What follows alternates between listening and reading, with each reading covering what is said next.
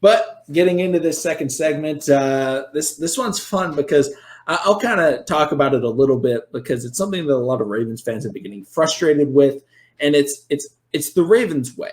Mm-hmm. Whether or not the Ravens way is the greatest way of going about things, it's yet to be decided. But the Ravens way, this isn't an Eric DeCosta thing. This was an Ozzie Newsome thing, and Eric DeCosta really learned from Ozzie Newsome how to use this way and adapt it to make it his own. But the Ravens, what they do is they love the comp picks. They do not want to, retain players that they don't feel are super valuable. And if they go against the comp pick formula, like they're more likely to let them go. But they also love to, shop at the thrift store. They're like, Kenny Golladay. Kenny Golladay may not be the greatest example because he was he was $18 million, but overall, you look at the wide receivers throughout their history, they've had opportunities and they're like, no. We can get Willie Snead or Seth Roberts or sign Pernell McPhee. Like they sign the veterans. They sign the veterans for cheaper deals. And a lot of Ravens fans get very mad because we don't make a splash. Like we've made one splash since Eric DeCosta's been here, and it was signing Earl Thomas.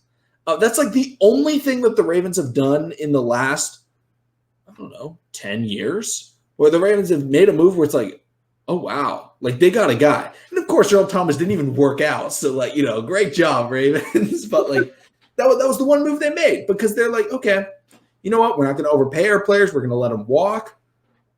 So why is this? And I'm going to give my theory as to why it is. And I think it's because the Ravens can't develop talent. The Ravens, especially at the wide receiver position, I'm going to say especially like the Ravens, they do all right with middle linebackers. I mean, they did okay with a guy named Ray Lewis and CJ Mosley and Patrick Queen. They did okay. But especially at the wide receiver, especially on offense, they struggle. Like they draft guys with talent. Hollywood Brown was the wide receiver one in his draft class.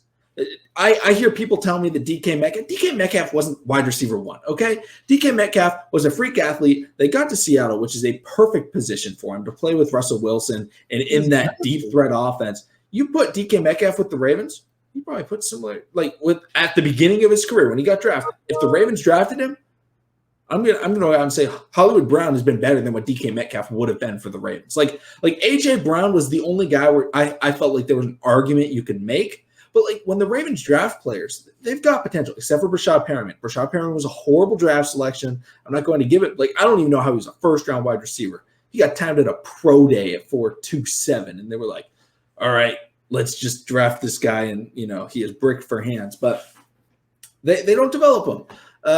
You see a lot of other teams, they draft guys. Oh, why did you draft Miles Boykin over Terry McLaurin? Well, the Ravens did nothing with Miles Boykin.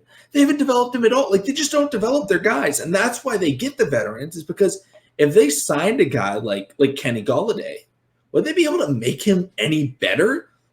From what, we brought in new guys, T. Martin, Keith Williams, possibly them. But from what the Ravens used to have, you bring him in and it would be like, all right, he's already at his ceiling. As long as we don't make him worse, that's it. But then you look at the guys when they bring in, the veterans, Steve Smith, Anquan Bolden, Derek Mason. They're able to come in because they're established. They're established. They know what they're doing. They come in and they play well because they don't need to be developed. They know what they're good at. They know what they need to work on. They know how to have their own work ethic. And that's what they do. Same with the edge rushers. They're not very good at developing edge rushers. You look at who they've drafted. They've struggled for the most part. And then they leave Zadarius Smith and they become monsters. Was Zadarius Smith that good all along? No, I don't think so. He was good. He was good. Don't get me wrong. But they let guys walk because they can't develop them. We'll see how Matt Judon does in New England. If Judon balls out in New England, I am 100% right. I don't think people can disagree with me when I say the Ravens can't develop talent because Judon sucked in Baltimore. Yeah. And if he goes out there and he has a 12-sack season in New England, oh wow. But Joshua, what are your thoughts on kind of what I've been saying? Is the Ravens way because they can't develop people, or is it just, I don't know, old head football, shenanigans? Man. Let's start it off. Ravens away. Ravens way initially was an Ozzy we trust, and now Ozzy's passed the torch on to his protege, EDC. Now it's EDC and EDC we trust. I definitely will agree with you as far as wide receivers. Correct me if I'm wrong. I believe we drafted Jermaine Lewis, and I think we was young as hell when Jermaine Lewis was playing for the Ravens, but he was maybe one of the best wide receivers that was ingrown in the Baltimore Ravens organization. Travis Taylor, I remember those days. Those were the early 2000s. He wasn't bad. But then you had the Mark Claytons. You had the Marlon Browns. Clarence Moore.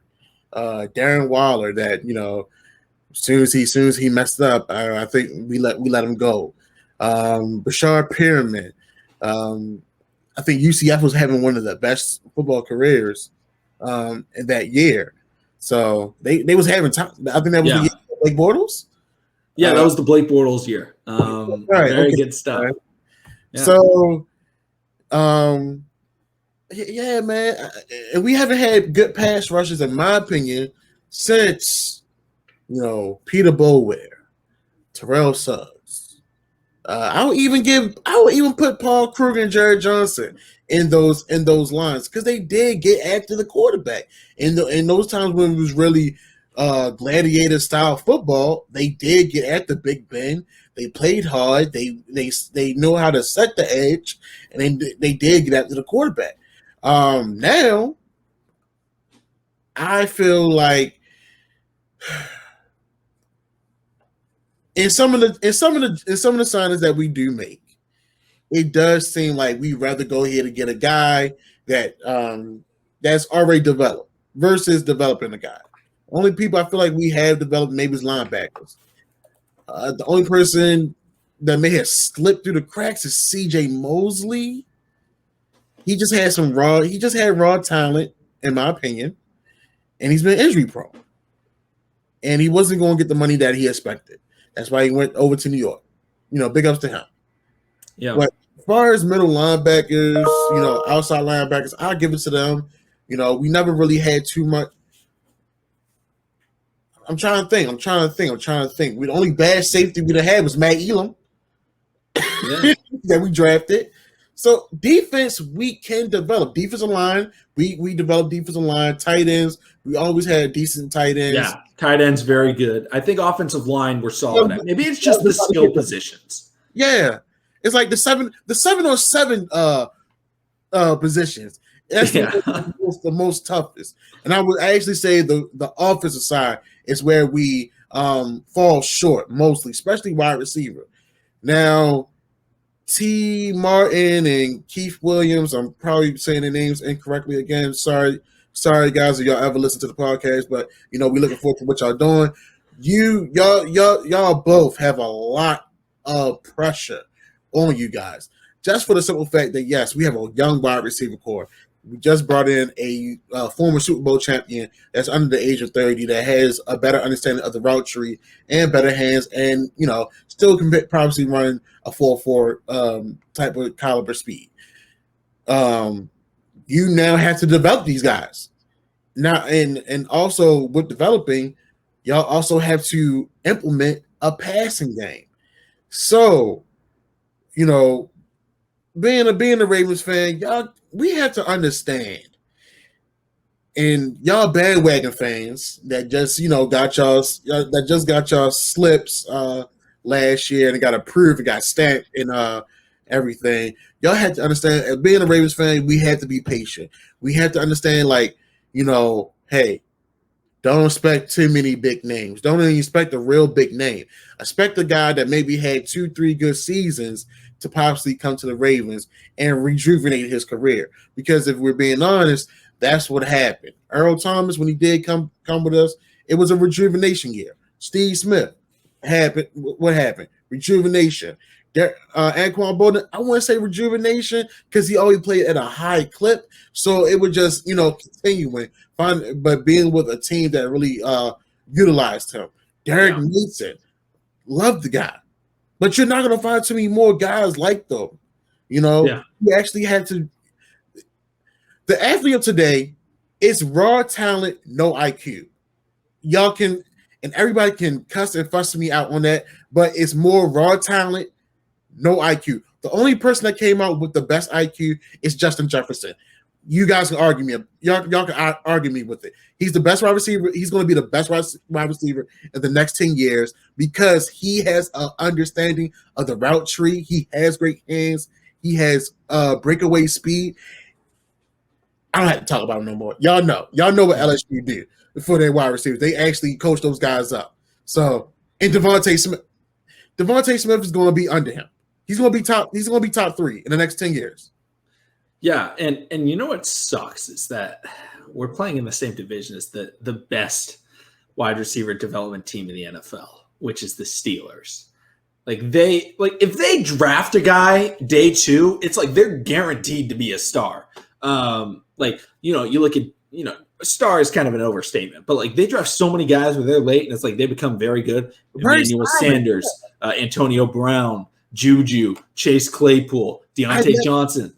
They develop. I never heard of Deontay Johnson until we played against the Steelers. But his route running was smooth, crisp. He was getting away from our defenders. Exactly. And ball getting away. So, hey, man, it's either get lost in the sauce or let's step our game up. I'm hoping that we step our game up, but, Ravens fans, we can't get our hopes up so high, man. That's the Ravens way as well. The Ravens way is to, have way too high expectations in the offseason. Be optimistic. Ravens way, be optimistic, but also be a realist. It has to be even. Yeah. Literally. Yeah, absolutely. So, I think that's going to do it for this segment, talking about the Ravens way. If you're watching on YouTube, subscribe for daily Ravens content. Tomorrow's segment will be the final segment of the video series of the full podcast. If you're listening on the podcast, just stay with us as, we wrap up the segment. But thank you everybody for watching, listening. See you guys again tomorrow.